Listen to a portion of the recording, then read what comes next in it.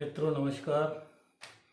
मैं आज parameter of law के इस चैनल में इम्पोर्टेंट टॉपिक अनुसूचित जाति अत्याचार निवारण अधिनियम 1989, जिसे schedule caste and schedule tribe और एट्रोसिटीज एक्ट 1898 बोलते हैं सॉरी पर प्रकाश डालने जा रहा हूँ।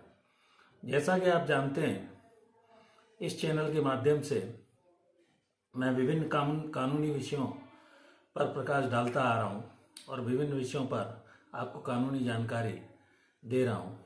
इससे पहले मैं टॉपिक शुरू करूँ, आपसे एक निवेदन है कि यदि मेरा ये चैनल अभी तक आपने सब्सक्राइब नहीं किया है तो इसे प्लीज़ सब्सक्राइब कर लें और इस वीडियो को शुरू से अंत तक अवश्य देखें। अनुसूचित जाति जनजाति अत्याचार निवारण अधिनियम 1989 जम्मू कश्मीर राज्य के साथ ही संपूर्ण भारतवर्ष पर लागू है।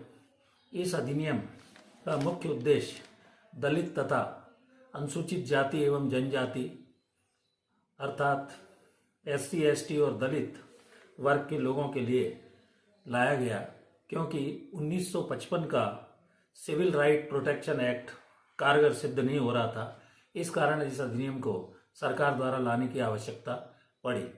राजीव गांधी के, जो कि भूतपूर्व प्रधानमंत्री थे, कार्यकाल में यह अधिनियम लाया गया और इस अधिनियम को लाने का उद्देश्य SC, SC एक्ट अनुसूचित जाति जनजाति के सदस्यों पर होने वाले अत्याचार को रोकने के लिए, उनके अपराधों की सुनवाई के लिए विशेष न्यायालयों की स्थापना करने के लिए तथा पीड़ित व्यक्तियों के पुनर्वास और राहत के लिए इस अधिनियम को लाया गया।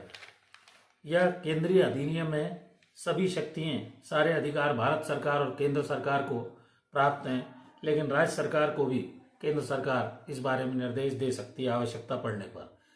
यह अधिनियम 11 सितंबर 1989 को संपूर्ण भारत में लागू हुआ और 30 जनवरी 1990 से इसको अधिनियम को लागू किया गया।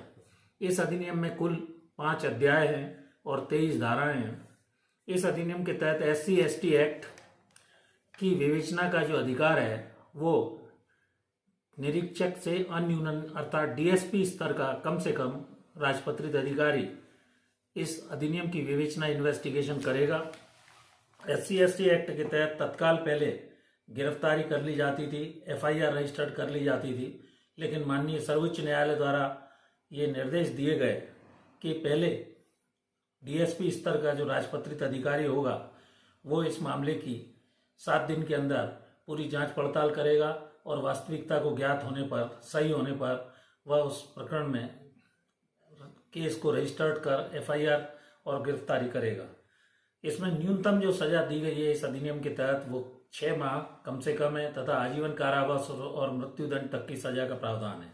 इस अधिनियम के तहत जो भी समस्त अपराध रखे गए हैं वो IPC के ऑफेंसेज हैं, जो अनुसूचित जाति और जनजाति के ऊपर होने वाले और दलित के ऊपर होने वाले अत्याचारों से संबंधित है। दूसरा, इसमें जो भी अपराध हैं वो सब नॉन बेलेबल अर्थात अजमानतीय या गैर जमानती अपराध की श्रेणी में आते हैं। केवल अनुसूचित जाति और जनजाति के सदस्यों पर यह अधिनियम लागू होता है और इसका एक उदाहरण है कि अगर कोई लोक सेवक जो कि अनुसूचित जाति और जनजाति का है उस पर यह अधिनियम लागू इस कारण नहीं होगा कि वो लोक सेवक है। SC, ST जाति के बाहर के लोगों पर यह अधिनियम लागू होता है, उनके द्वारा यदि कोई अत्याचार उन पर किया जाता है। इसमें एक वेरी इंपॉर्टेंट पॉइंट यह भी है कि इसमें अग्रिम जमानत का प्रावधान अंतर्गत धारा 438 CRPC दंड प्रक्रिया संहिता के तहत नहीं रखा गया है। किसी भी जाति को SC, ST में शामिल करने का जो अंतिम अधिकार है वो माननीय राष्ट्रपति महोदय को रहता है। भारतीय संविधान के आर्टिकल 341(1) में यह प्रावधान दिया गया है। इस अधिनियम में 2015 में अनुसूचित जाति जनजाति अत्याचार निवारण अधिनियम में संशोधन किया गया था, जो 26 जनवरी 2016 को लागू किया गया। यह संशोधन 2018 में माननीय सर्वोच्च न्यायालय यानी सुप्रीम कोर्ट ऑफ इंडिया द्वारा सुभाष काशीनाथ विरुद्ध महाराष्ट्र राज्य के प्रकरण में कहा गया, जो जिसका कि निर्णय 20/3/2018 को दिया गया कि SC/ST एक्ट में तत्काल बिना जांच के कोई भी गिरफ्तारी किसी की न की जाए और FIR भी रजिस्टर्ड न की जाए, उस पर रोक लगा दी गई थी। इस एक्ट का क्योंकि खुले तौर पर दुरुपयोग हो रहा था, इस कारण यह निर्देश माननीय सर्वोच्च न्यायालय द्वारा दिए गए और इसमें DSP स्तर का अधिकारी इस रिपोर्ट अनुसूचित जाति जनजाति के सदस्य द्वारा की गई रिपोर्ट, जिसमें छुआछूत आदि है, पर 7 दिन के अंदर कार्रवाई करने के पश्चात FIR और गिरफ्तारी किए जाने के निर्देश दिए गए थे और अभियुक्त पर लगाए गए आरोप यदि सही पाए जाते हैं तो FIR दर्ज कर उसे अरेस्ट करने के निर्देश दिए गए थे। 2018 में संशोधन किया गया, उसका देश में अत्यंत विरोध हुआ, तो बाद में माननीय सर्वोच्च न्यायालय को अपना निर्णय यह कहते हुए वापस लेना पड़ा कि देश भर में SC/ST एक्ट के विरुद्ध में अनेक प्रदर्शन हो रहे हैं। SC/ST वर्ग के लोगों को छुआछूत और भेदभाव झेलना पड़ रहा है और इसमें देश भर में समानता के लिए विरोध जारी है। इस कारण सुप्रीम कोर्ट को अपना निर्णय वापस लेना पड़ा। इस अधिनियम का संक्षिप्त नाम अनुसूचित जाति जनजाति अत्याचार निवारण अधिनियम 1989 है। इसमें जो परिभाषाएं दी गई हैं वो धारा 2 में सारी परिभाषाओं को परिभाषित किया गया है तथा यह संपूर्ण भारत पर जम्मू कश्मीर सहित राज्य लागू है और 30 जनवरी 1990 को यह कानून लागू हुआ था। अत्याचार के अपराधों का जो दंड है वो SC/ST के बाहर का कोई भी व्यक्ति यदि SC/ST वर्ग के सदस्यों पर किसी प्रकार का कोई अखाद्य घृणा मल मूत्र जैसी वस्तु उन्हें खाने के लिए बाध्य करता है, उनके साथ किसी प्रकार का भेदभाव करता है, मृत पशु वहाँ फेंकता है, जो कि IPC में भी ऑफेंसेस दिए गए हैं, उनमें से कुछ ऑफेंसेस को इस अधिनियम के तहत लिया गया है और इसमें यह कहा गया है कि यदि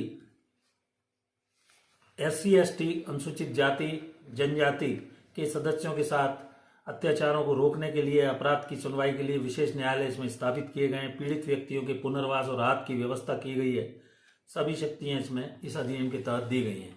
तो इसमें कुल मिलाकर जो न्यूनतम दंड है वो 6 माह तक का रखा गया है, जो आजीवन कारावास और मृत्यु दंड तक का हो सकता है।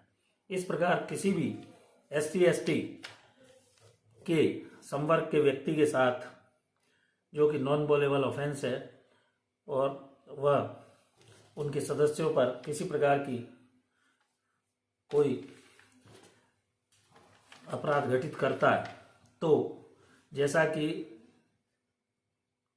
सुभाष काशीनाथ विरुद्ध महाराष्ट्र राज्य में माननीय सर्वोच्च न्यायालय ने कहा था, पूर्ण जांच होने और उस पर कार्रवाई करने का अधिकार DSP स्तर के अधिकारी को दिया गया है और यदि कोई भी व्यक्ति अखाद्य घृणा मल मूत्र जैसी वस्तु खाने के लिए उन्हें बाध्य करता है, मृत पशु को फेंकता है आदि प्रकार के अपराधों को घटित करता है तो इस अधिनियम के तहत यह दंडनीय अपराध है।